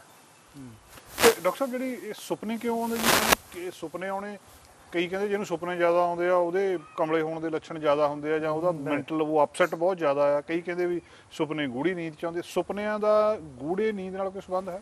ਸਾਰਿਆਂ ਨੂੰ ਸੁਪਨੇ ਆਉਂਦੇ ਆ। ਜਿਸ ਕਾਰਨ ਜੀ ਮੈਂ ਵੀ ਸੁਪਨੇ ਲੈਂਦਾ, ਤੁਸੀਂ ਵੀ ਲੈਂਦੇ ਆ, ਲੇਕਿਨ ਸਾਨੂੰ ਯਾਦ ਨਹੀਂ ਰਹਿੰਦੇ ਕਿਉਂਕਿ ਸਾਡੀ ਜਿਹੜੀ ਜਾਗ ਆ ਉਹ ਰੈਮ ਸਲੀਪ ਦੇ ਅਖੀਰ 'ਚ ਜਾ ਕੇ ਖੁੱਲ੍ਹਦੀ ਆ। ਨੌਨ ਰੈਮ ਜਦੋਂ ਫੇਸ 1 ਸਟਾਰਟ ਹੋ ਰਿਹਾ ਹੁੰਦਾ, ਜਿਸ ਦਿਨ ਕੋਈ ਸਾਨੂੰ ਰੈਮ ਸਲੀਪ 'ਚ ਉਠਾ ਦੇ, ਜਾਂ ਅਸੀਂ ਅਲਾਰਮ ਲਾਇਆ, ਸਮਝੋ ਪਲੇਨ ਫੜਨਾ, ਹੈ ਨਾ, ਉੱਦਾਂ ਤੁਸੀਂ 7 ਵਜੇ ਉੱਠਦੇ ਸੀ ਤੇ 5 ਵਜੇ ਦਾ ਅਲਾਰਮ ਲਾਇਆ, ਉਸ ਦਿਨ ਅਗਰ ਤੁਹਾਡੀ ਮਤਲਬ ਰੈਮ ਸਲੀਪ ਚੱਲ ਰਹੀ ਆ, ਉਹ ਤੁਹਾਨੂੰ ਉਹ ਸੁਪਨਾ ਯਾਦ ਰਹੂਗਾ। ਅਗਰ ਰੈਮ ਸਲੀਪ 'ਚ, ਰੈਪਿਡ ਆਈ ਮੂਵਮੈਂਟ ਸਲੀਪ 'ਚ ਤੁਹਾਨੂੰ ਕੋਈ ਜਗਾ ਦੇ ਜਾਂ ਤੁਸੀਂ ਆਪ ਜਾਗ ਜਾਓ, ਤਾਂ ਉਹ ਸੁਪਨਾ ਤੁਹਾਨੂੰ ਉਹ ਯਾਦ ਰਹੇਗਾ। ਕਈ ਵਾਰ ਨਾ ਕਈ ਸੁਪਨੇ ਜਿਹੜੇ ਹੈਗੇ ਉਹਦੇ ਵਿਵਿਡ ਡਿਸਕ੍ਰਿਪਸ਼ਨ ਰਹਿੰਦਾ, ਹਾਂ ਯਾਰ ਮੈਂ ਸੁਪਨਾ ਦੇਖਿਆ ਸੀ ਲੇਕਿਨ ਪੂਰੀ ਤਰ੍ਹਾਂ ਮੈਂ ਡਿਸਕ੍ਰਾਈਬ ਨਹੀਂ ਕਰ ਸਕਦਾ। ਸੋ ਸੁਪਨੇ ਦੇਖਣਾ ਮਾੜੀ ਗੱਲ ਨਹੀਂ ਹੈਗੀ, ਇਹ ਸਾਰਿਆਂ ਨੂੰ ਆਉਂਦੀ ਹੈ। ਹੁਣ ਇਹਦੇ ਉੱਤੇ ਬਾਬਾ ਬੋਰਡ ਜਿਹੜਾ ਹੈਗਾ ਡਾਕਟਰ ਸਿਗਮੁੰਡ ਫਰੋਇਡ, ਉਹਨੇ ਜ਼ਿਆਦਾ ਰਿਸਰਚ ਕੀਤਾ। ਕਰੀਬਨ 1900 ਦਹਾਕੇ 'ਚ ਪਹਿਲੀ ਵਾਰ ਉਹਨੇ ਪਬਲਿਸ਼ ਕੀਤੀ, 120 ਸਾਲ ਪਹਿਲਾਂ ਜਰਮਨੀ 'ਚ, ਵੀ ਸਟੱਡੀ ਆਫ ਸਲੀਪ, ਵੀ ਸਲੀਪ ਦੇ ਤੇ ਸਟੱਡੀ ਆਫ ਡ੍ਰੀਮਸ, ਨੀਂਦ ਦੀ ਤੇ ਡ੍ਰੀਮ ਦੀ। ਹੁਣ ਉਹ ਕਹਿੰਦਾ ਵੀ ਦੇਖੋ ਅਸੀਂ ਹੁਣ ਗੱਲ ਕਰ ਰਹੇ ਹਾਂ ਤੇ ਸਾਡੀ ਜਿਹੜੀ ਅਵਸਥਾ ਹੈ ਇਸ ਵੇਲੇ ਸੋ ਕਾਲਡ ਜਾਗਰਿਤ ਅਵਸਥਾ ਕਹਾਂਗੇ, ਵੀ ਅਸੀਂ ਕੌਨਸ਼ੀਅਸ ਹੈਗੇ ਹਾਂ। ਫਿਰ ਜਦੋਂ ਆਪਾਂ ਸੌਂ ਜਾਣਾ ਉਹਨੂੰ ਕਹਿੰਦੇ ਵੀ ਨੀਂਦਰ ਅਵਸਥਾ ਜਾਂ ਸੌਂ ਗਏ। ਤੇ ਫਿਰ ਜਿਹੜੀ ਡ੍ਰੀਮ ਦੀ ਆ ਉਹ ਵੀ ਅਵਸਥਾ ਜਿਹੜੀ ਵੇਦਾਂ 'ਚ ਵੀ ਉਪਨਿਸ਼ਦਾਂ 'ਚ ਵੀ ਹੈਗੇ ਤੇ ਬਾਣੀ ਵੀ ਇਹਦੀ ਗੱਲ ਕਰਦੀ ਆ ਵੀ ਜਿਹੜੀ ਜਾਗਰਤ ਆ। ਫਿਰ ਬਾਅਦ 'ਚੋਂ ਆਪਾਂ ਕਹਿੰਦੇ ਆ ਵੀ ਸੁਪਨ ਅਵਸਥਾ, ਸੁਖੋਪਨ ਵੀ ਦੱਸਦੀ ਹੈ ਬਾਣੀ, ਤੇ ਚੌਥਾ ਤੁਰਿਆ ਦੀ ਅਵਸਥਾ ਵੀ ਦੱਸਦੀ ਆ, ਜਿੱਦਾਂ ਬ੍ਰਹਮ ਦੀ ਪਦਵੀ, ਜਿਹੜਾ ਕਬੀਰ ਸਾਹਿਬ ਦੀ ਬਾਣੀ ਦੇ ਵਿੱਚ ਕਾਫੀ ਇਹਦਾ ਜ਼ਿਕਰ ਆਊਗਾ। ਸੋ ਜਿਹੜਾ ਸਾਡੇ ਦਿਨ ਦੇ ਵਿੱਚ, ਜਾਂ ਡਾਕਟਰ ਸਿਗਮੁੰਡ ਫਰਾਇਡ ਕਰ ਰਿਹਾ ਵੀ ਜਦੋਂ ਦੇ ਅਸੀਂ ਜਨਮੇ ਆ, ਦੇਖੋ ਨਿੱਕੇ ਹੁੰਦੇ, ਹੁਣ ਮੇਰੀ ਉਮਰ 58 ਸਾਲ ਹੋ ਗਈ ਹੈ ਨਾ, ਮੈਂ ਜੁਆਇੰਟ ਫੈਮਿਲੀ 'ਚ ਰਿਹਾ, ਮੈਨੂੰ ਕੁਛ ਚੇਤਾ ਵੀ, ਮੈਨੂੰ ਕਈ ਵਾਰ ਕੁੱਟ ਵੀ ਪੈ ਜਾਂਦਾ ਸੀ ਮੇਰੇ ਕਜ਼ਨਸ ਤੋਂ ਜਿਹੜੇ ਵੱਡੇ ਸੀ ਹੈ ਨਾ, ਕਈ ਵਾਰ ਮੈਂ ਵੀ ਉਹਨਾਂ ਨੂੰ ਢਾਹ ਲੈਂਦਾ ਸੀ, ਜਾਂ ਕਈ ਤੁਹਾਡੇ ਜਿਹੜੇ ਐਕਸਪੀਰੀਅੰਸਿਸ ਹੈਗੇ ਆ ਚੰਗੇ ਮਾੜੇ ਜੋ ਵੀ, ਉਹ ਸਾਰੇ ਰਿਕਾਰਡਡ ਆ, ਉਹ ਤੁਹਾਡੇ ਅਚੇਤਨ ਮਨ 'ਚ ਆ। ਜਿਹੜਾ ਚੇਤਨ ਮਨ ਹੈਗਾ ਉਹ ਤਾਂ ਆਪਾਂ ਹੁਣ ਗੱਲ ਕਰ ਰਹੇ ਹਾਂ। ਜਿਹੜਾ ਅਚੇਤਨ ਮਨ ਆ ਉਹ ਡ੍ਰੀਮਸ ਦੇ ਵਿੱਚ, ਤੁਹਾਡੇ ਸੁਪਨਿਆਂ ਦੇ ਵਿੱਚ ਐਕਟੀਵੇਟ ਹੋ ਕੇ ਤੁਹਾਨੂੰ ਦੱਸਾਉਂਦਾ, ਔਰ ਉਹ ਕਲੀਨ ਕਰਨਾ ਚਾਹੁੰਦਾ ਆਪਣੇ ਆਪ ਨੂੰ। ਉਹ ਜਿਹੜਾ ਮੈਮਰੀ ਦਾ ਜਿਹੜਾ ਹੈਗਾ ਉਹ ਜੰਕ ਉਹ ਬਾਹਰ ਸੁੱਟਣਾ ਚਾਹੁੰਦਾ। ਇਹਦੇ ਵਿੱਚ ਤੁਹਾਨੂੰ ਥੋੜ੍ਹੀ ਸਿਖਲਾਈ ਵੀ ਹੋ ਸਕਦੀ ਹੈ ਨਾ। ਅਗਰ ਸਮਝੋ ਮੈਨੂੰ ਡ੍ਰੀਮ ਆਉਂਦੀ ਆ ਵੀ ਮੈਂ ਫਲਾਣੇ ਇਨਸਾਨ ਨੂੰ ਕੁੱਟਿਆ ਸੀ, ਜਾਂ ਉਹਦੇ ਨਾਲ ਕੋਈ ਮਤਲਬ ਗਲਤ ਕੰਮ ਕੀਤਾ ਸੀ ਹੈ ਨਾ, ਤੇ ਮੈਨੂੰ ਜਾ ਕੇ ਉਹਨੂੰ ਹਾਲ ਚਾਲ ਪੁੱਛਣਾ ਚਾਹੀਦਾ ਭਾਈ ਕਿੱਦਾਂ, ਜਾਂ ਉਹਦਾ ਮਤਲਬ ਕਿੱਦੀ ਸਿਚੁਏਸ਼ਨ ਹੈਗੀ ਆ। ਸੋ ਤੁਹਾਨੂੰ ਥੋੜ੍ਹੀ ਜਿਹੀ ਮਤਲਬ ਸਿਖਲਾਈ ਵੀ ਦੇ ਸਕਦਾ ਵੀ ਉਹ ਇਨਸਾਨ ਪ੍ਰਤੀ ਤੁਹਾਡੀ ਥੋੜ੍ਹੀ ਸ਼ਰਧਾ ਭਾਵਨਾ ਜਾਂ ਰਿਸਪੈਕਟ ਥੋੜ੍ਹੀ ਵਧੇ ਹੈ ਨਾ, ਜਿਹਦੇ ਨਾਲ ਤੁਸੀਂ ਪਾਸਟ ਟਾਈਮ 'ਚ ਕੁਛ ਨਾ ਕੁਛ ਠੀਕ ਨਾ ਕੀਤਾ ਹੋਇਆ ਨਾ, ਫਿਜ਼ੀਕਲੀ ਜਾਂ ਜਿੱਦਾਂ ਵੀ। ਦੂਜੀ ਜਿਹੜੇ ਸੁਪਨੇ ਹੈਗੇ ਆ, ਹੁਣ ਮੈਨੂੰ ਉਹ ਵੀ ਚੇਤਾ ਜਦੋਂ ਸਾਡੇ ਘਰ ਬਲੈਕ ਐਂਡ ਵਾਈਟ ਟੀਵੀ ਹੁੰਦੀ ਸੀ ਨਵੀਂ ਜਦੋਂ ਆਈ 1960 ਦੇ ਟਾਈਮ ਤੇ ਹੈ ਨਾ, ਜਦੋਂ ਇੰਡੀਆ ਬ੍ਰੌਡਕਾਸਟ ਕਰਨ ਲੱਗ ਪਈ, ਫਿਰ ਕਲਰ ਟੀਵੀ ਆ ਗਈ। ਲੇਕਿਨ ਕਾਫੀ ਬਜ਼ੁਰਗ ਜਿਹੜੇ ਹੈਗੇ ਆ ਉਹਨਾਂ ਨੇ ਬਲੈਕ ਐਂਡ ਵਾਈਟ ਬਹੁਤ ਦੇਖੀ ਹੈ, ਔਰ 25% ਉਹਨਾਂ ਦੇ ਸੁਪਨੇ ਅਜੇ ਵੀ ਬਲੈਕ ਐਂਡ ਵਾਈਟ ਹੀ ਹੁੰਦੇ ਆ। ਹੁਣ ਅੱਜ ਦਾ ਜਵਾਕ ਹੈ, ਉਹਨੇ ਬਲੈਕ ਐਂਡ ਵਾਈਟ ਟੀਵੀ ਨਹੀਂ ਦੇਖੀ, ਉਹਦੇ ਕਲਰ ਸੁਪਨੇ ਹੋਣ ਦੀ ਸੰਭਾਵਨਾ ਜ਼ਿਆਦਾ ਸਾਡੇ ਨਾਲੋਂ ਜਿਨ੍ਹਾਂ ਨੇ ਬਲੈਕ ਐਂਡ ਵਾਈਟ ਟੀਵੀ ਦੇਖੀ ਆ। ਸੋ ਇਹ ਬਲੈਕ ਐਂਡ ਵਾਈਟ ਵੀ ਹੋ ਸਕਦੇ ਆ, ਕਲਰ ਵੀ ਹੋ ਸਕਦੇ ਆ, ਇਹ ਅੱਛੇ ਵੀ ਹੋ ਸਕਦੇ ਆ, ਮਾੜੇ ਵੀ ਹੋ ਸਕਦੇ ਆ, ਹਸਾਉਣ ਵਾਲੇ ਵੀ ਹੋ ਸਕਦੇ ਆ, ਦਿਖਾਉਣ ਵਾਲੇ ਵੀ ਹੋ ਸਕਦੇ ਆ। ਇਹਦੇ ਵਿੱਚ ਮੈਜਿਕ ਜਾਂ ਜਾਦੂ ਵੀ ਹੋ ਸਕਦਾ, ਜਿੱਦਾਂ ਮੈਂ ਕਿਹਾ ਸੀ ਪਿਛਲੀ ਵਾਰ ਵੀ, ਤੁਸੀਂ ਸਪਾਈਡਰਮੈਨ ਵਾਂਗਰ ਉੜਦੇ ਫਿਰਦੇ ਰਹੋ, ਬਰਡਸ ਵਾਂਗਰ ਤੁਸੀਂ ਹੋ ਜਾਓ। ਸੋ ਸੁਪਨੇ ਦੇ ਵਿੱਚ ਤੁਹਾਨੂੰ ਇੱਕ ਖੁੱਲ੍ਹ ਹੁੰਦੀ ਆ। ਦੇਖੋ ਜਿਹੜੀ ਚੇਤਨਾ ਹੈਗੀ ਆ ਨਾ, ਜਦੋਂ ਆਪਾਂ ਹੁਣ ਇਸ ਵੇਲੇ, ਉਦੋਂ ਸਾਡੀ ਚੇਤਨਾ ਜਾਗਰਤ ਅਵਸਥਾ 'ਚ ਪ੍ਰਬਲ ਆ, ਅਤੇ ਜਿਹੜਾ ਸਾਡਾ ਅਚੇਤ ਮਨ ਆ ਉਹ ਥੋੜ੍ਹਾ ਡਾਊਨ ਆ। ਜਦੋਂ ਅਸੀਂ ਸੌਂ ਗਏ ਉਦੋਂ ਚੇਤਨਾ ਬਹੁਤ ਲੋਵਰ ਚਲ ਗਈ ਅਤੇ ਅਚੇਤ ਮਨ ਥੋੜ੍ਹਾ ਉੱਤੇ ਹੋ ਗਿਆ।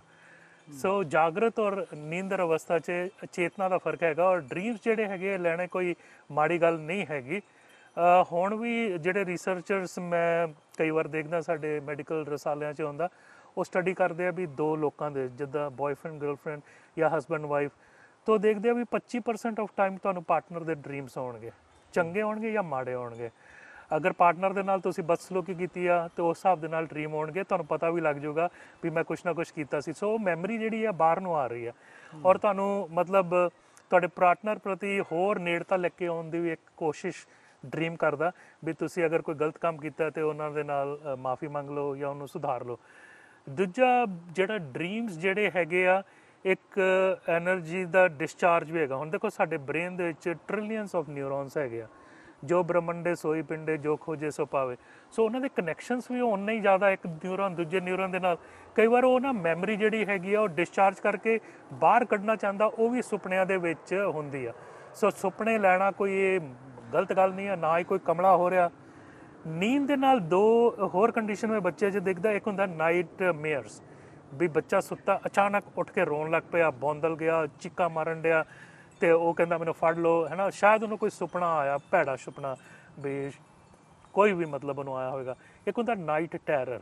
ਨਾਈਟ ਟੈਰਰ ਦਾ ਅਰਥ ਹੁੰਦਾ ਵੀ ਬੱਚਾ ਅੱਖਾਂ ਬੰਦ ਆ, ਉਹਨੂੰ ਕੋਈ ਸੁੱਧ ਬੁੱਧ ਨਹੀਂ ਹੈਗੀ, ਲੇਕਿਨ ਉਹ ਚੀਕਾਂ ਮਾਰੀ ਜਾ ਰਿਹਾ, ਰੋਈ ਜਾ ਰਿਹਾ। ਉਹ ਵੀ ਅਸੀਂ ਸੋਚਦੇ ਹਾਂ ਸ਼ਾਇਦ ਡ੍ਰੀਮ ਦੇ ਨਾਲ ਉਹਦਾ ਸੰਬੰਧ ਹੈਗਾ। ਤੀਜਾ ਜਿਹੜਾ ਸਲੀਪ ਵਾਕਿੰਗ ਸਲੀਪ ਟਾਕਿੰਗ, ਵੀ ਆਪਾਂ ਨੀਂਦ ਦੇ ਵਿੱਚ ਤੁਰਨ ਲੱਗ ਪਏ ਜਾਂ ਬੋਲਣ ਲੱਗ ਪਏ, ਇਹ ਵੀ ਰੈਮ ਸਲੀਪ।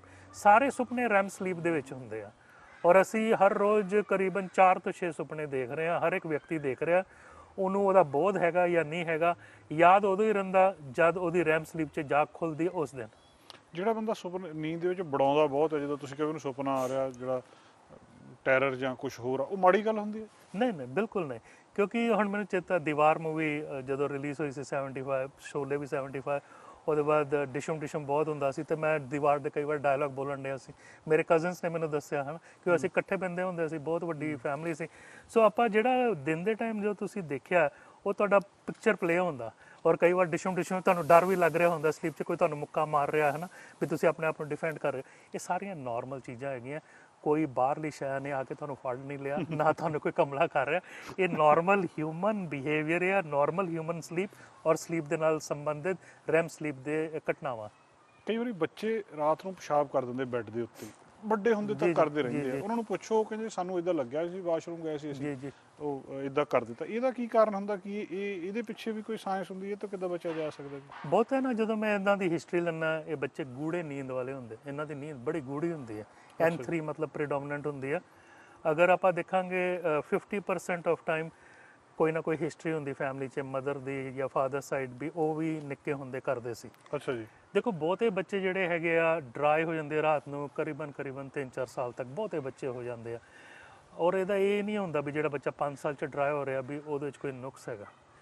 ਅਸੀਂ ਅਗਰ ਦੇਖਦੇ ਹਾਂ ਵੀ ਕੋਈ ਬੱਚਾ ਵੱਡੀ ਉਮਰ 'ਚ ਵੀ 7-8 ਸਾਲ ਦਾ, ਤੇ ਅਸੀਂ ਯੂਰਿਨ ਟੈਸਟ ਤਾਂ ਜ਼ਰੂਰ ਕਰੀਦਾ ਵੀ ਉਹਨੂੰ ਸ਼ੂਗਰ ਦੀ ਪ੍ਰੋਬਲਮ ਹੈ, ਇਨਫੈਕਸ਼ਨ ਹੈ, ਕੋਈ ਪ੍ਰੋਟੀਨ ਤਾਂ ਨਹੀਂ ਆ ਰਹੀ। ਅਗਰ ਉਹਦੇ ਟੈਸਟ ਸਾਰੇ ਨਾਰਮਲ ਆ, ਤੇ ਸਟੈਟਿਸਟਿਕਸ ਕੈਨੇਡਾ 'ਚ ਇਹ ਸ਼ੋਅ ਕਰਦਾ ਵੀ 6 ਮਿਲੀਅਨ ਬੱਚੇ ਹੈਗੇ ਆ 18 ਸਾਲ ਤੋਂ ਥੱਲੇ। ਅੱਛਾ ਜੀ। ਤੇ ਕਰੀਬਨ 500,000 ਬੱਚੇ ਉਹਨਾਂ ਦੇ ਵਿੱਚੋਂ ਅਜੇ ਵੀ ਬੈੱਡ ਵੈਟਿੰਗ ਕਰ ਰਹੇ, ਜਿਹੜਾ ਨਾਰਮਲ ਹੈਗਾ। ਸੋ ਅਗਰ ਆਪਾਂ ਏਜ ਵਾਈਜ਼ ਦੇਖੀਏ, 7 ਸਾਲ ਦਾ ਬੱਚਾ 15% ਬੱਚੇ ਬੈੱਡ ਵੈਟਿੰਗ ਕਰ ਰਹੇ ਆ।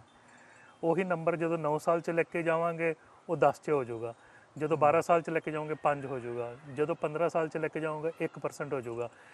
ਜਦੋਂ ਹਾਂਗਕਾਂਗ ਦਾ ਦੇਖੀਏ ਆਪਾਂ ਇਤਿਹਾਸ, ਤਾਂ ਹਰ 200 ਐਡਲਟ ਦੇ ਵਿੱਚ 1% ਮਤਲਬ ਇੱਕ ਕਰਦਾ, 1 ਆਊਟ ਆਫ 200। ਆਪਾਂ ਨਾਰਥ ਅਮਰੀਕਾ ਦੇ ਦੇਖੀਏ 500 ਐਡਲਟਸ ਦੇ ਵਿੱਚੋਂ ਇੱਕ ਅਜੇ ਵੀ ਕਰ ਰਿਹਾ। ਸੋ ਨੀਂਦ ਦੇ 'ਚ ਮਾੜਾ ਜਿਹਾ ਉਹਨਾਂ ਦੇ ਹੁਣ ਜਿਹੜੇ ਸਾਡੀ ਪਿਸ਼ਾਬ ਦੀ ਥੈਲੀ ਆ, ਸਾਡਾ ਬਲੈਡਰ, ਉਹ ਜਿਹੜਾ ਹੈ ਨਾ ਉਹਨੂੰ ਸਿਗਨਲ ਭੇਜਦੀ ਬ੍ਰੇਨ ਨੂੰ ਵੀ ਮੈਨੂੰ ਹੁਣ ਪਿਸ਼ਾਬ ਆਇਆ। ਹੁਣ ਦਿਨੇ ਨਹੀਂ ਆਪਾਂ ਕਈ ਵਾਰ ਕਾਲੀ ਬਾਥਰੂਮ ਲੱਭਦੇ, ਫਿਰ ਕਿਉਂਕਿ ਸਿਗਨਲ ਬ੍ਰੇਨ ਨੂੰ ਗਿਆ ਵੀ ਪਿਸ਼ਾਬ ਦੀ ਥੈਲੀ ਫਿਲ ਲਿਆ ਤੇ ਆਪਾਂ ਜਾ ਕੇ ਪਿਸ਼ਾਬ ਕਰਨਾ। ਹੁਣ ਰਾਤ ਦੇ ਟਾਈਮ ਵੀ ਜਦੋਂ ਪਿਸ਼ਾਬ ਦੀ ਥੈਲੀ ਫੁੱਲ ਹੋ ਗਈ, ਉਹ ਸਿਗਨਲ ਤਾਂ ਜਾਂਦਾ ਬ੍ਰੇਨ ਨੂੰ, ਲੇਕਿਨ ਇਹ ਬੱਚੇ ਗੂੜੀ ਨੀਂਦ 'ਚ ਹੁੰਦੇ, ਬੱਚੇ ਨੂੰ ਨਹੀਂ ਪਤਾ ਮੈਂ ਬਾਥਰੂਮ 'ਚ ਹੈਗਾ ਕਿ ਮੈਂ ਬੈੱਡ 'ਚ, ਲੀਕ ਹੋ ਜਾਂਦਾ। ਦੂਜੀ ਗੱਲ, ਜਦੋਂ ਆਪਾਂ ਰਾਤ ਨੂੰ ਸੌਂਦੇ ਹਾਂ, ਸਾਡੇ ਬੋਡੀ 'ਚ ਇੱਕ ਹਾਰਮੋਨ ਆ, ਉਹਦਾ ਨਾਮ ਹੈਗਾ ADH, ਐਂਟੀ ਡਾਇਊਰੇਟਿਕ ਹਾਰਮੋਨ। ਸਾਡੇ ਸਾਰਿਆਂ 'ਚ ਬਣਦਾ। ਦਿਨ ਦੇ ਟਾਈਮ ਉਹਦੀ ਮਾਤਰਾ ਘੱਟ ਹੁੰਦੀ ਆ, ਰਾਤ ਨੂੰ ਉਹਦੀ ਮਾਤਰਾ ਵੱਧ ਜਾਂਦੀ ਆ। ਸੋ ਸਾਡਾ ਪਿਸ਼ਾਬ ਥੋੜਾ ਘੱਟ ਬਣਾਉਂਦਾ, ਕਨਸੈਂਟਰੇਟ ਬਣਾਉਂਦਾ ਵੀ ਇਹ ਬੰਦਾ 8-10-12 ਘੰਟੇ ਜੋ ਵੀ ਇਹਨੇ ਰੈਸਟ ਕਰਨਾ, ਇਹਨੂੰ ਬਲੈਡਰ ਫੁੱਲ ਨਾ ਹੋਵੇ। ਇਸ ਲਈ ਪਿਸ਼ਾਬ ਥੋੜਾ, ਕਿਉਂਕਿ ਕਿਡਨੀਆਂ ਤੇ 24 ਘੰਟੇ ਕੰਮ ਕਰ ਰਹੀਆਂ, ਪਿਸ਼ਾਬ 24 ਘੰਟੇ ਬਣ ਰਿਹਾ ਹੈ ਨਾ। ਸੋ ਇਸ ਲਈ ਪਿਸ਼ਾਬ ਥੋੜਾ ਬਣਦਾ, ਸਗਣਾ ਬਣਦਾ, ਗੂੜਾ ਬਣਦਾ, ਤੇ ਇਸ ਲਈ ਬਲੈਡਰ 'ਚ ਉਹਨਾਂ ਕੀ ਪੈਂਦਾ ਵੀ ਸਵੇਰੇ ਤੁਸੀਂ ਆਰਾਮ ਦੇ ਨਾਲ ਉੱਠ ਕੇ ਕਰ ਲਓ। ਬਟ ਕਈ ਬੱਚਿਆਂ 'ਚ ADH ਦਾ ਲੈਵਲ ਜਦੋਂ ਪਿਊਬਰਟੀ ਹੁੰਦੀ ਹੈ, ਜਦੋਂ ਜਵਾਨ ਹੁੰਦੇ, ਉਦੋਂ ਜਾ ਕੇ ਕਿੱਕਨ ਹੁੰਦਾ। ਸੋ ਮੈਂ ਬਹੁਤਾ ਕਰਕੇ ਇਹਨਾਂ ਬੱਚਿਆਂ ਨੂੰ ਦਵਾਈ ਨਹੀਂ ਦਿੰਦਾ, ਕਾਉਂਸਲਿੰਗ ਕਰੀਦੀ ਆ ਵੀ ਤੁਹਾਡੇ 'ਚ ਕੋਈ ਨੁਕਸ ਨਹੀਂ ਹੈਗਾ, ਤੁਹਾਡੇ ਟੈਸਟ ਸਾਰੇ ਠੀਕ ਆ, ਵੇਟ ਕਰੋ।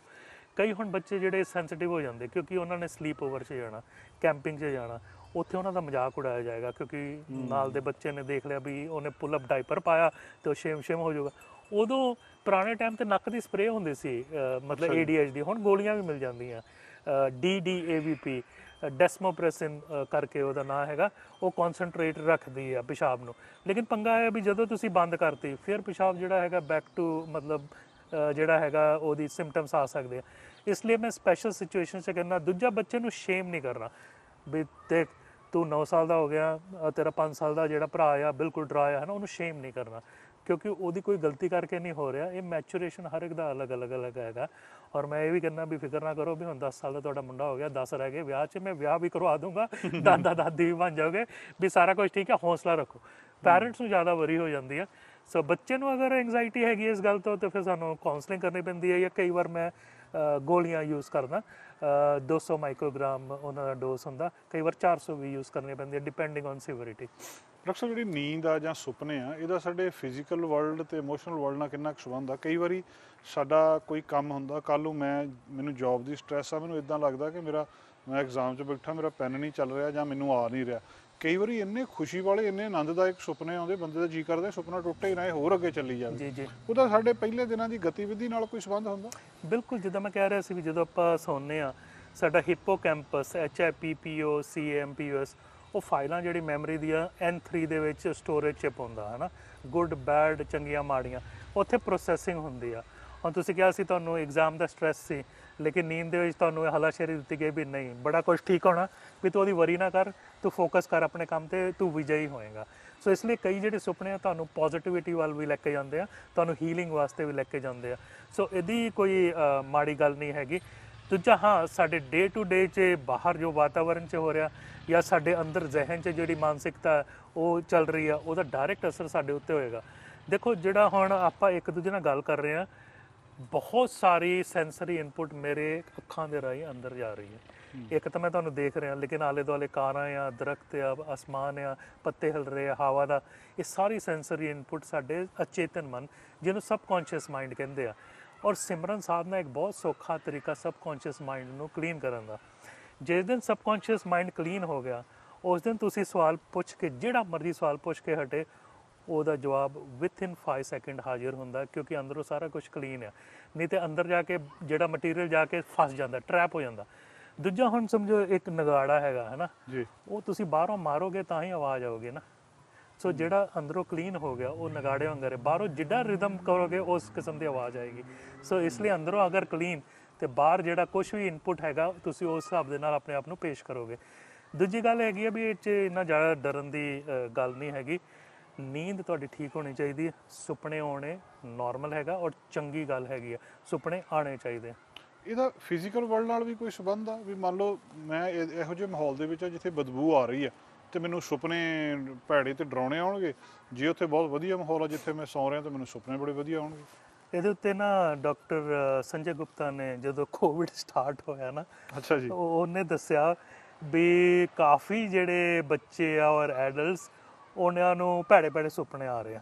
ਸੁਪਨੇ ਇਹ ਆ ਰਿਹਾ ਵੀ ਉਹਨਾਂ ਦੀ ਜ਼ਬਾਨ 'ਚ ਸੁੰਡੀਆਂ ਤੁਰ ਰਹੀਆਂ, ਉਹਨਾਂ ਦੇ ਮੂੰਹ ਦੇ ਵਿੱਚ ਖੂਨ ਹੈਗਾ, ਉਹਨਾਂ ਨੂੰ ਕਿਸੇ ਮਤਲਬ ਏਲੀਅਨ ਨੇ ਫੜ ਕੇ ਚੁੱਕ ਕੇ ਲੈ ਗਏ ਆ, ਜਿਹਦੇ ਖੰਭ ਹੈਗੇ ਆ ਨਾ, ਡਰਾਵਨੇ, ਸਾਰੇ ਡਰਾਵਨੇ। ਸੋ ਜਿਹੜਾ ਫੀਅਰ ਹੈ, ਜਿਹੜਾ ਭੈ ਹੈਗਾ, ਉਹ ਤੁਹਾਨੂੰ ਉਸ ਕਿਸਮ ਦੇ ਡਿਸਚਾਰਜਸ ਜਿਹੜਾ ਹੈਗਾ ਕ੍ਰੀਏਟ ਕਰੂਗਾ। ਸੋ ਇਹ ਵੀ ਇੱਕ ਹੀਲਿੰਗ ਦਾ ਹੀ ਪ੍ਰੋਸੈਸ ਹੈਗਾ ਬੋਡੀ ਨੂੰ। ਅਗਰ ਤੁਹਾਡੇ ਮਨ 'ਚ ਉਹ ਭੈ ਸੀ ਵੀ ਕੋਵਿਡ ਆ ਕੇ ਤੁਹਾਨੂੰ ਫੜ ਨਾ ਲਏ, ਉਹ ਤੁਹਾਡੇ ਸੁਪਨੇ ਦੇ ਆਧਾਰ ਦੇ ਵਿੱਚ ਅੰਦਰੋਂ ਕਲੀਅਰ ਫੀਅਰ ਦਾ ਜਿਹੜਾ ਹੈਗਾ ਮਕੈਨਿਜ਼ਮ, ਉਹ ਫਾਈਲਾਂ ਇਰੇਜ਼ ਕਰਨ ਦੀ ਕੋਸ਼ਿਸ਼ ਹੋ ਰਹੀ ਆ, ਲੇਕਿਨ ਹੋ ਰਹੀ ਸੁਪਨੇ ਦੇ ਰੂਪ ਦੇ ਵਿੱਚ ਆ। ਹੁਣ ਕਈ ਕਲਚਰਸ ਹੈ, ਈਵਨ ਪੁਰਾਤਨ ਕਲਚਰਸ ਜਿਹੜੇ ਹੈਗੇ ਆ, ਐਬੋਰੀਜਨਲਸ, ਜਿਹੜੇ ਇੰਡੀਜੀਨੀਅਸ ਕਲਚਰਸ ਹੈਗੇ ਆ ਬਹੁਤ ਆਲ ਓਵਰ ਦਾ ਵਰਲਡ, ਉਹ ਕਬੀਲਿਆਂ 'ਚ ਰਹਿੰਦੇ, ਸਵੇਰੇ ਉੱਠ ਕੇ ਬਹਿ ਕੇ ਉਹ ਇਹ ਦੱਸਣਗੇ ਵੀ ਸੁਣਾਓ ਰਾਤ ਕਿੱਦਾਂ ਸੀ, ਨੀਂਦ ਕਿੱਦਾਂ ਸੀ, ਸੁਪਨੇ ਕਿੱਦਾਂ ਸੀ, ਹੈ ਨਾ, ਇੱਕ ਦੂਜੇ ਨਾਲ ਵਾਤਾਵਰਨ ਵਾਰਤਾਲਾਪ ਕਰਨਗੇ। ਔਰ ਕਈ ਕਲਚਰ 'ਚ ਸੁਪਨਿਆਂ ਦੇ ਉੱਤੇ ਬਹੁਤ ਵੱਡੀ ਧਾਰਮਿਕ ਅਡੰਬਰਾ ਵੀ ਹੈਗੀ ਆ, ਵੀ ਤੈਨੂੰ ਇਹ ਸੁਪਨਾ ਆਇਆ ਤੇ ਹੋ ਸਕਦਾ ਹਾਂ ਆ ਹੋਣਾ, ਮਰੇ ਦਾ ਸੁਪਨਾ ਆਇਆ ਤੇ ਤੇ ਕੁਝ ਮੰਗਦਾ। ਕੋਈ ਧਾਰਮਿਕ ਧਾਰਨਾਵਾਂ ਵੀ ਹੈਗੀਆਂ, ਸਾਰੇ ਕਲਚਰਸ ਦੇ ਵਿੱਚ ਆਪ ਦੀਆਂ ਬਣਾਈਆਂ ਹੋਈਆਂ ਧਾਰਨਾਵਾਂ ਹੈਗੀਆਂ। ਸੋ ਇਸ ਲਈ ਇੱਕ ਦੂਜੇ ਨਾਲ ਸੁਪਨਾ ਸ਼ੇਅਰ ਕਰ ਲੈਣਾ ਚਾਹੀਦਾ, ਨਾਲ ਭਾਈਬੰਦੀ ਕਾਉਂਸਲਿੰਗ ਵੀ ਹੋ ਜਾਂਦੀ ਆ, ਖੁਸ਼ੀ ਦਾ ਟਾਈਮ ਵੀ ਹੋ ਜਾਂਦਾ। ਔਰ ਬਹੁਤ ਸਾਰੇ ਕਲਚਰਸ ਈਵਨ ਜਾਪਾਨ ਦੇ ਵਿੱਚ ਹੈਗੇ ਆ, ਜਿਹੜੇ ਬਹੁਤ ਵੱਡੀ ਉਮਰ 'ਚ ਰਹਿੰਦੇ ਆ, ਆਈਲੈਂਡ ਦੇ ਉੱਤੇ ਰਹਿੰਦੇ, ਮੈਨੂੰ ਆਈਲੈਂਡ ਦਾ ਨਾਂ ਭੁੱਲ ਗਿਆ। ਉਹ ਮੱਛੀ ਖਾਂਦੇ ਆ, ਇੱਕ ਚੌਲਾਂ ਦੀ ਫਸਲ ਬੀਜਦੇ ਆ, ਨਾ ਉੱਥੇ ਬਿਜਲੀ ਆ, ਉਹ ਰਹਿੰਦੇ ਮਤਲਬ ਪ੍ਰੀਮਿਟਿਵ ਸਟਾਈਲ 'ਚ, ਲੇਕਿਨ ਸਵੇਰੇ ਉੱਠ ਕੇ ਇੱਕ ਦੂਜਾ ਹਾਲ ਚਾਲ ਜ਼ਰੂਰ ਪੁੱਛਦੇ। ਸੋ ਅਸੀਂ ਸੋਸ਼ਲ ਐਨੀਮਲ ਹੈ, ਸਾਨੂੰ ਇੰਟੀਗ੍ਰੇਟ ਰਹਿਣਾ ਚਾਹੀਦਾ। ਹਾਂ, ਵਾਤਾਵਰਨ ਜ਼ਰੂਰ ਇੰਪੈਕਟ ਕਰੂਗਾ। ਆ ਪਿੱਛੇ ਹੁਣ ਜਦੋਂ ਧੁੱਪ ਬਹੁਤ ਜ਼ਿਆਦਾ ਸੀ, ਇੱਕ ਕਿਸਮ ਦਾ 45 ਡਿਗਰੀ ਦਾ ਲਿਡ ਪਿਆ ਹੋਇਆ ਸੀ ਵੈਂਕੂਵਰ ਮੇਨਲੈਂਡ 'ਚ, ਤੁਸੀਂ ਦੇਖੋ ਮੌਤਾਂ ਦੀ ਦਰ ਵੱਧ ਗਈ ਸੀ।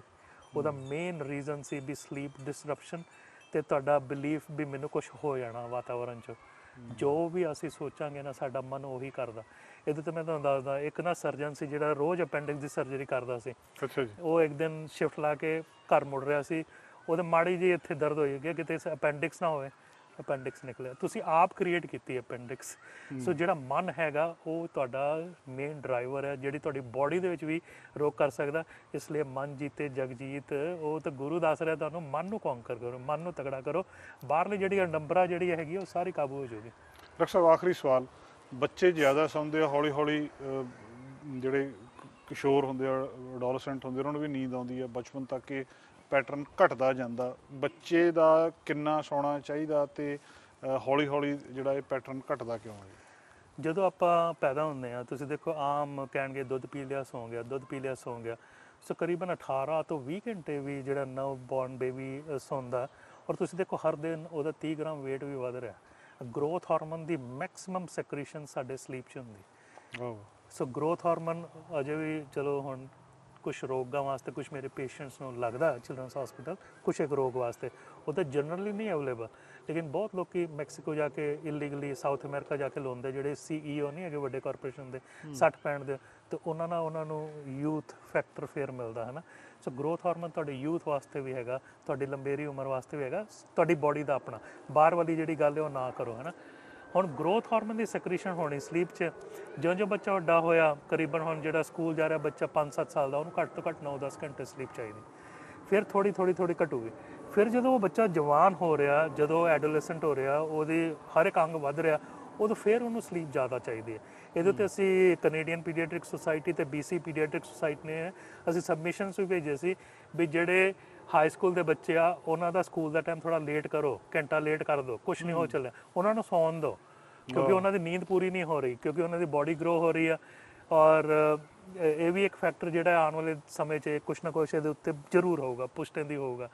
ਤੀਜੀ ਗੱਲ ਹੈਗੀ ਆ ਵੀ ਜਿਉਂ ਆਪਾਂ ਵਧੇਰੀ ਉਮਰ 'ਚ ਜਾਂਦੇ, ਬਹੁਤ ਬਜ਼ੁਰਗ ਜਿਹੜੇ ਕਹਿੰਦੇ ਸਾਡੀ ਨੀਂਦ ਨਹੀਂ ਹੋਣ ਰਹੀ। ਹੁਣ ਉਹਦੇ ਦੋ ਹੀ ਰੀਜ਼ਨ ਹੈਗੇ ਆ ਵੀ ਪਹਿਲੀ ਗੱਲ ਤਾਂ ਹੈਗੀ ਉਹਨਾਂ ਦੇ ਮਨ ਦੇ ਵਿੱਚ ਚਿੰਤਾਵਾਂ ਜੋ ਵੀ ਹੈਗੀਆਂ।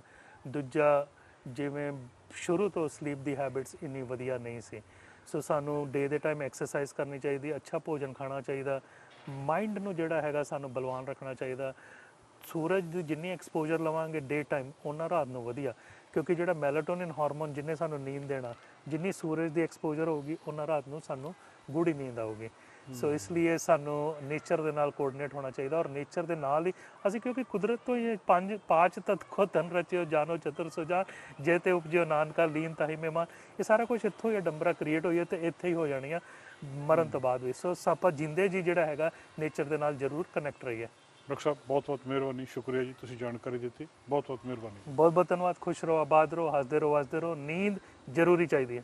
ਸ਼ੁਕਰੀਆ ਜੀ। ਥੈਂਕ ਯੂ ਦੋਸਤੋ, ਡਾਕਟਰ ਸਾਹਿਬ ਦੇ ਨਾਲ ਅਸੀਂ ਨੀਂਦ ਬਾਰੇ 2 ਐਪੀਸੋਡ ਕੀਤੇ ਆ। ਪਹਿਲੇ ਵੇਲੇ ਵੀ ਬਹੁਤ ਮਹੱਤਵਪੂਰਨ ਗੱਲਾਂ ਕੀਤੀਆਂ ਸੀ, ਅੱਜ ਵੀ ਬਹੁਤ ਮਹੱਤਵਪੂਰਨ ਗੱਲਾਂ ਨੇ। ਅੱਜ ਦੀ ਗੱਲਬਾਤ ਇੱਥੇ ਸਮਾਪਤ ਕਰਦੇ ਹਾਂ ਔਰ 2 ਹਫ਼ਤੇ ਬਾਅਦ ਫਿਰ ਅਸੀਂ ਦੁਬਾਰਾ ਇਹਨਾਂ ਦੇ ਨਾਲ ਇੱਕ ਹੋਰ ਵਿਸ਼ੇ ਦੇ ਉੱਤੇ ਗੱਲਬਾਤ ਕਰਾਂਗੇ। ਜੇ ਤੁਸੀਂ ਕਿਸੇ ਵਿਸ਼ੇ ਬਾਰੇ ਜਾਣਕਾਰੀ ਚਾਹੁੰਦੇ ਹੋ, ਅਸੀਂ ਇਸ ਵੇਲੇ YouTube ਜਾਂ Facebook 'ਤੇ ਤੁਸੀਂ ਸਾਨੂੰ ਦੇਖ ਰਹੇ ਹੋ, ਤੁਸੀਂ ਕਮੈਂਟ ਕਰ ਸਕਦੇ ਹੋ। ਅੱਜ ਦਾ ਪ੍ਰੋਗਰਾਮ ਇੱਥੇ ਸਮਾਪਤ ਕਰਦੇ ਹਾਂ। ਕੱਲ੍ਹ ਫਿਰ ਹਾਜ਼ਰ ਹੋਵਾਂਗੇ ਇੱਕ ਨਵੇਂ ਵਿਸ਼ੇ ਦੇ ਨਾਲ। ਸਤਿ ਸ਼੍ਰੀ ਅਕਾਲ। ਸਾਡਾ ਹਰ ਇੱਕ ਪ੍ਰੋਗਰਾਮ ਵੇਖਣ ਤੇ ਸਾਡੇ ਨਾਲ ਜੁੜਨ ਲਈ ਸਬਸਕ੍ਰਾਈਬ ਕਰੋ ਚੈਨਲ ਪੰਜਾਬੀ ਤੇ ਨੋਟੀਫਿਕੇਸ਼ਨ ਲਈ ਬੈਲ ਆਈਕਨ ਵਾਲੇ ਬਟਨ ਤੇ ਕਲਿੱਕ ਕਰੋ।